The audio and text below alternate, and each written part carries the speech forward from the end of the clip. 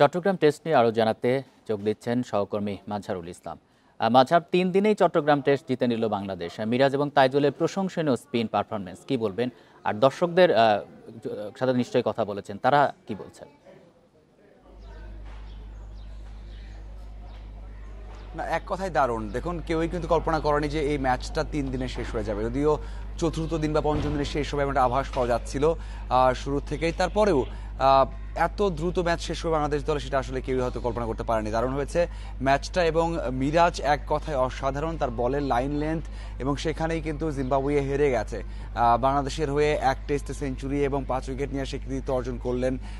সেটাও কিন্তু দারুণ একটা বিষয় মিরাজের জন্য। আমরা দেখতে পেলাম গত বছর থেকে, গত 2 থেকে 3 বছর মিরাজ যা পারফর্ম করেছে সেটা বাংলাদেশের সেরা পারফরমেন্স এবং এখনও করে যাচ্ছে। এবং জিম্বাবুয়ে যে প্রেশারটা দিয়েছিল বাংলাদেশ দলকে, যে বাংলাদেশ হোয়াইট ওয়াশ হবে বা 20 বছর পর বাংলাদেশ দল 2 বা তার বেশি টেস্ট ম্যাচের সিরিজে হারবে, সেটা প্রেশারে ছিল, সেটা হয়নি। বাংলাদেশ দল প্রথমভাবে যে শুরু করেছে টেস্টটা, সেই চাপটা বজায় রেখেছে। এবং আজকে বিকেল আমরা দেখেছি উইকেটও কিন্তু সহযোগিতা করেছে, যেটা আমরা হয়তো বা গতকাল এর আগে যখন তাজুল কথা বলেছেন তখন বলেছিলেন যে আসলে তৃতীয় দিনের শেষের দিকে এসে হয়তো স্পিনাররা সহযোগিতা পাবে, সেটা কিন্তু পেয়েছে। এবং সেখানে কাজে দিয়ে বাংলাদেশ দল ম্যাচটা জিতে নিয়েছে। এবং আপনি বলছেন দর্শকের কথা, দর্শক প্রথম দিন থেকে খুব বেশি আসেনি মাঠে। যারা এসেছেন বিশেষ করে তারা এনজয় করেছে, কারণ বাংলাদেশ দল ব্যাটে বলে ডমিনেট করেছে, সেটা অবশ্যই ভালো বিষয়। এবং তারা বলছে প্রথম টেস্ট হারের ক্ষত কিন্তু এখনও আছে।